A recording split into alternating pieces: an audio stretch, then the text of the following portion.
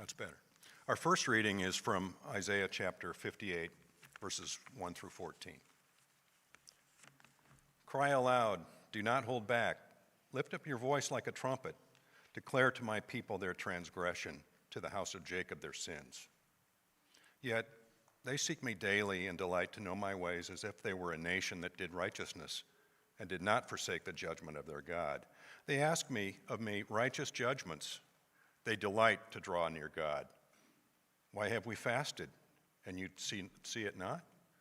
Why have we humbled ourselves, and you take no knowledge of it? Behold, in the day of your fast, you seek your own pleasure and oppress all your workers. Behold, you fast only to quarrel and to fight and to hit with a wicked fist. Fasting like yours this day will not make your voice to be heard on high. Is such the fast that I choose, a day for a person to humble himself? Is it to bow down his head like a reed and to spread sackcloth and ashes under him? Will you call this a fast and a day acceptable to the Lord? Is not this the fast that I choose, to loose the bonds of wickedness, to undo the straps of the yoke, to let the oppressed go free, and to break every yoke? Is it not to share your bread with the hungry and to bring the homeless poor into your house? When you see the naked, to cover him and not to hide yourself from your own flesh? Then shall your light break forth like the dawn, and your healing shall spring up speedily. Your righteousness shall go before you. The glory of the Lord shall be your rear guard.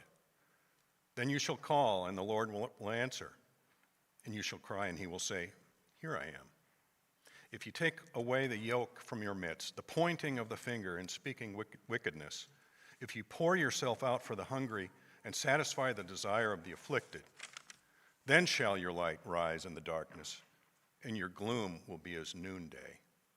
And the Lord will guide you continually and satisfy your desire in scorched places and make your bones strong. And you shall be like a watered garden, like a spring of water whose waters do not fail. And your ancient ruins shall be rebuilt. You shall rise up the foundations of many generations. You shall be called the repairer of the breach, the restorer of streets to dwell in. If you turn back your foot from the Sabbath, from doing your pleasure on my holy day, and call the Sabbath a delight and the holy day of the Lord honorable, if you honor it, not going your own ways or seeking your own pleasure or talking idly, then you shall take delight in the Lord. And I will make you ride on the heights of the earth. I will feed you with the heritage of Jacob your father, for the mouth of the Lord has spoken. This is the word of the Lord. Our second reading tonight is from Matthew chapter 6, various verses. Beware of practicing your righteousness before other people in order to be seen by them, for then you will have no reward from your Father who is in heaven. Thus, when you give to the needy, sound no trumpet before you, as the hypocrites do in the synagogues and in the streets, that they may be praised by others. Truly, I say to you, they have received their reward. But when you give to the needy, do not let your left hand know what your right hand is doing, so that your giving may be in secret. And your Father, who sees in secret, will reward you. And when you pray, you must not be like the hypocrites, for they love to stand and pray in the synagogues and at the street corners, that they may be seen by others. Truly, I say to you, they have received their reward. But when you pray, go into your room and shut the door, and pray to your Father who is in secret, and your Father who sees in secret will reward you. And when you fast, do not look gloomy like the hypocrites, for they disfigure their faces that their fasting may be seen by others. Truly, I say to you, they have received their reward. But when you fast, anoint your head and wash your face, that your fasting may not be seen by others, but by your Father who is in secret. And your Father who sees in secret will reward you. Do not lay up for yourselves treasures on earth where moth and rust destroy and where thieves break in and steal, but lay up for yourselves treasures in heaven, where neither moth nor rust destroys and where thieves do not break in and steal. For where your treasure is, there your heart will be also. This is the word of the Lord. Thank you, Chris.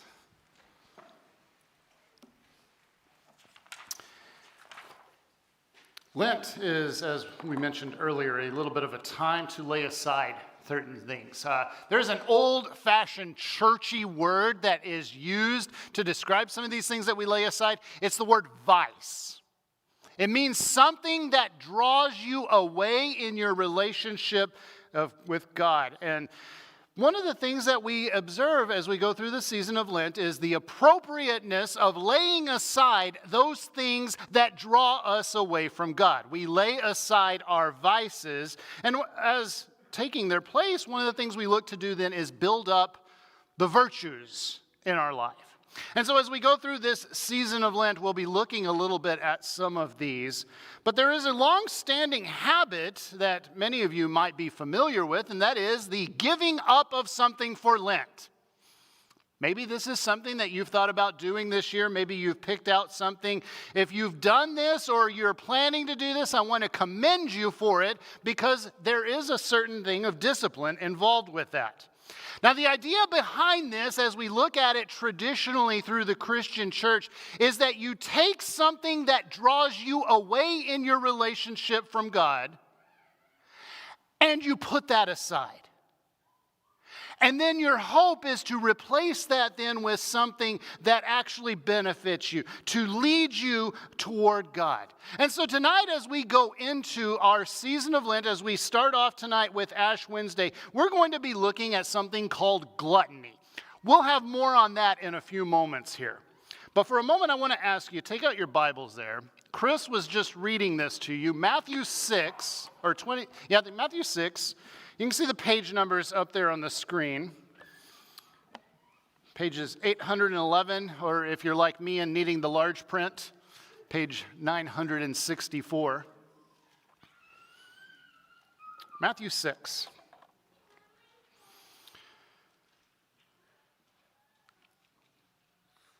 Now, a little bit here about Matthew 6. Matthew 6 is the very middle part of what is traditionally called Jesus' Sermon on the Mount. Jesus has in Matthew 5, 6, and 7 a time where he's out there, he's standing on the side of a mountain, and he's teaching the people a whole lot of different things.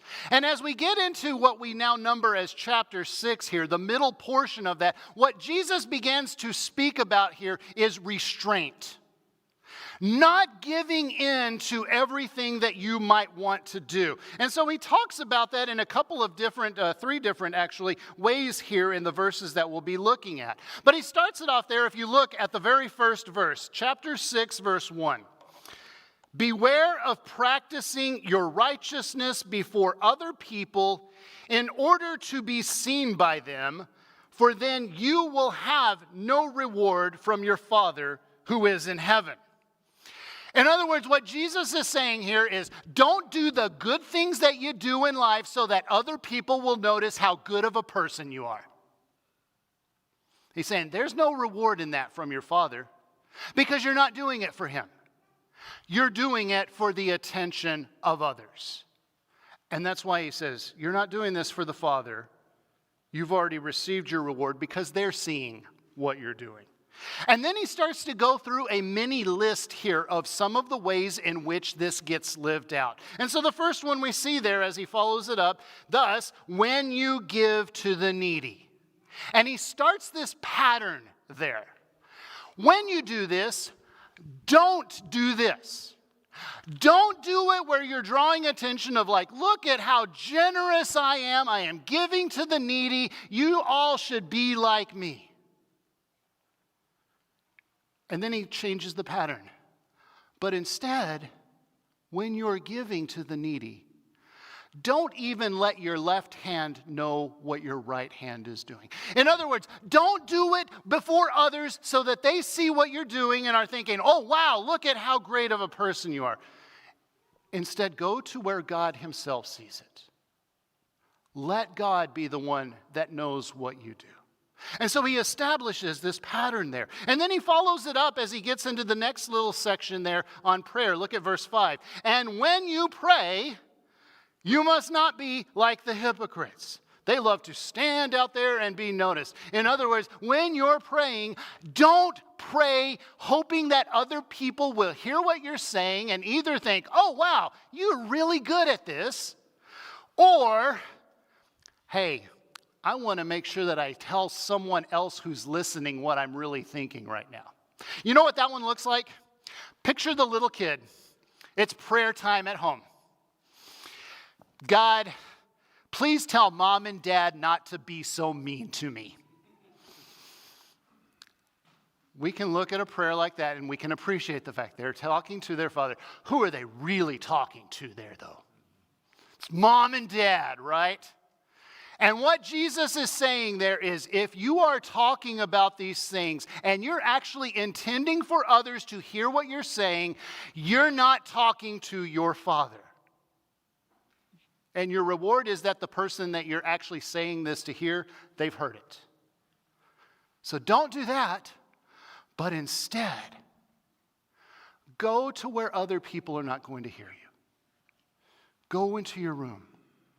Your Father who sees the things that are done when no one else does, he sees what happens there. And he's going to hear you. Don't do these things. Do these things. And then he goes on a little bit further if you look down now at verse 16. And when you fast, do not look gloomy like the hypocrites. They disfigure their faces that their fasting may be seen by others. Truly I say to you, they have received their reward. In other words, don't do it. It's like, oh, look at how, I've been so peckish all day because I haven't eaten. Okay, you're doing that to be noticed by others. Instead, wash yourself and make sure that others don't see what you're doing. In fact, this is such a common pattern that years later, a man writing a book of instruction would pick up on this same pattern and use it as he would describe how God would do certain things. So he would write in there, you have heard, you shall not murder. What does this mean? Well, we should not, hurt or harm our neighbor in his body, but instead we should help him to improve his life. Don't commit adultery. Don't steal, but help him to improve and protect his possessions and income. It's a pattern that Jesus himself established here. And so tonight, as we look at this a little bit, I actually want us to focus on what verse 16 introduces for us. When you fast. Real quick question. What comes to mind when you hear the word fast? Zoom. All right, someone's thinking similar to me. The fastest man in the world, he runs really fast. That's one way to think about it. Anyone else?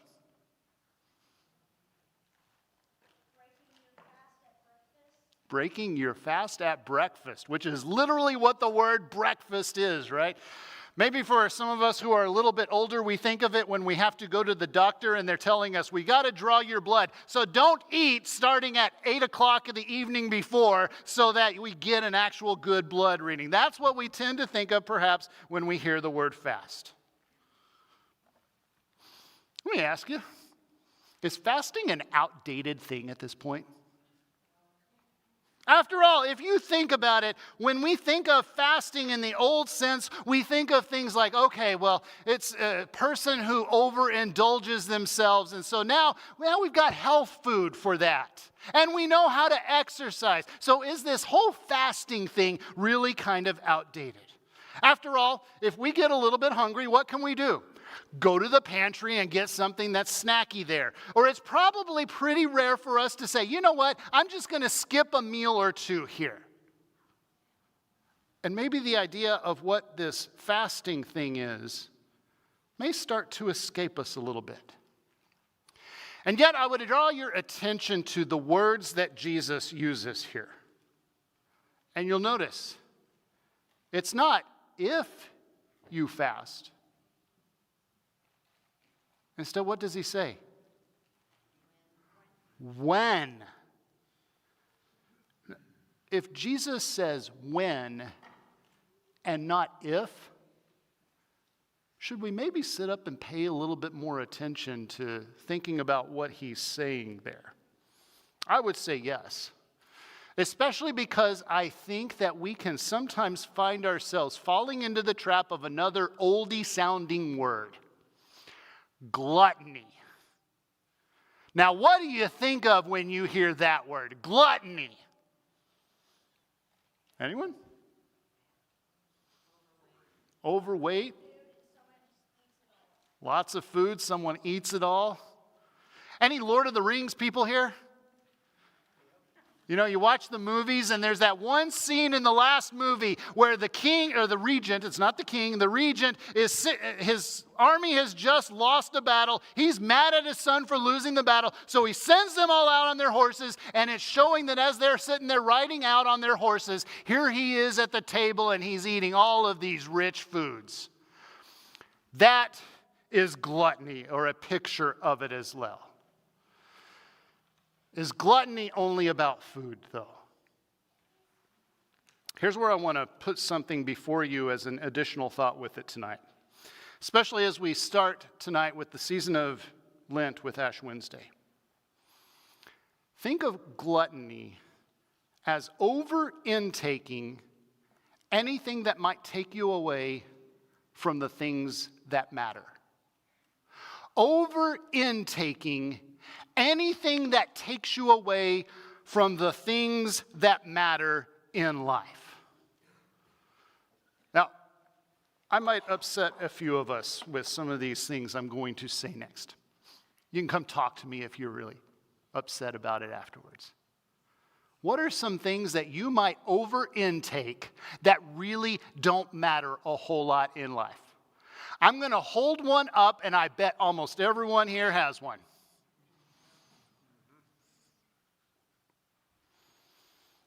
How could this be used in a way that shows gluttony?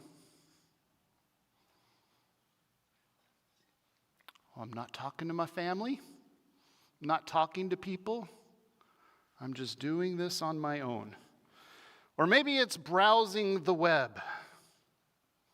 Just sitting there scrolling endlessly at whatever your news feed might be. Or maybe it's binge watching whatever that show is that you've been waiting for. Or maybe it's getting your political fix with whatever your preferred news program might be. Just sitting there watching and letting that come in. Maybe it's shopping, wanting more and more of something that maybe isn't really necessary, but why not have a few extra on hand? Or maybe it's finding the newest or the most fashionable. All of these can be ways of gluttony. And before any of you think, oh, he's talking to us, I'm also talking to myself. Because my question for you with all of these, how do any of these build you up or help you grow as a disciple? After all, that's going to be something that will have a much larger impact on your life and is going to last a whole lot longer than any of these temporary things. And Jesus says there, when you fast. About a year ago, I was at a leaders community where it was a learning community for church leaders. And as we were going through a number of the things, one of the things they had us do was a little bit of a self-inspection, self-reflection time. And I started to think through some of the different things that perhaps fit these kind of definitions. What are the things I find myself doing where all of a sudden I look up and wow, 35 minutes have gone by? And for me, it was one of those where I would look at a news story, think, oh, that's kind of neat, and you click on it. And what happens when you get to the bottom of the news story? Now there are related stories, right? And you click on the next one, and then at the bottom of that one, more related stories. And suddenly you find yourself down this rabbit hole, and suddenly you look up and 45 minutes has gone. And I realized that I needed a fast. And so when the leader got up, he prayed that I would last in the fast from electronics that I decided to take up at that time. This Ash Wednesday, I ask you the question: what is one activity you find yourself engaging in that is a time pit, where you just find your time going down that drain? And what would a fast of that thing then look like? What would it look like to lay aside the vice of gluttony in that and to engage in the virtue of a fast? I found out that there's a lot of rebellion that happens when you try to have a fast.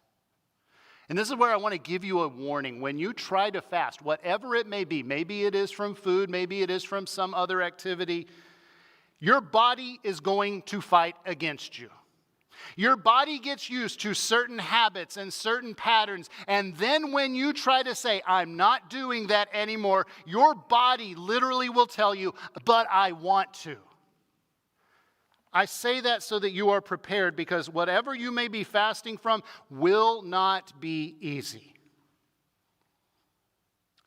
But if we take seriously our desire to grow as a disciple, that means we begin to work to distill discipline in our lives. And make no mistake about it, fasting is discipline. And I think if you look through the Bible, you'll find that discipline is actually a part of what it means to be a growing disciple. Not because it improves our standing with God. Jesus has already taken care of that for us. But it is us recognizing this is not what God designed me to be. This is not how God designed me to live. God didn't create me to go into this time pit. It means we look and see what God's design for our life looks like, and then we strive to live that out a little bit more. That is a good thing to do as we begin our Lent journey tonight. In fact, those ashes that are there on your forehead remind you that those things that demonstrate gluttony, they're actually worthless. In the end, when Jesus makes everything new, they are all going to be burned down to ash. But the shape of the cross that is there on your forehead reminds you that our lives as disciples really do matter. You are God's forgiven people. God has redeemed you through the cross of Jesus, and He is now giving you His Spirit to live out those things that matter, to fast from those things that don't grow us, and to discipline ourselves for the things that actually do matter. So as we go through this, next week we're going to be looking at another vice. A vice known as greed. And we're going to see the virtue that God's Spirit works to build within us, which is the response of generosity. Because make no mistake, this is actually a battle for our soul that God has engaged on for us. And so as we look at these, we will see how our life as a growing disciple can be formed by God's work in us. And as we do that, may the peace of God, which is beyond our human understanding, guard your hearts and souls and keep you in true faith to Him, to life everlasting, especially as we go through this season of Lent. In the name of Christ Jesus, amen.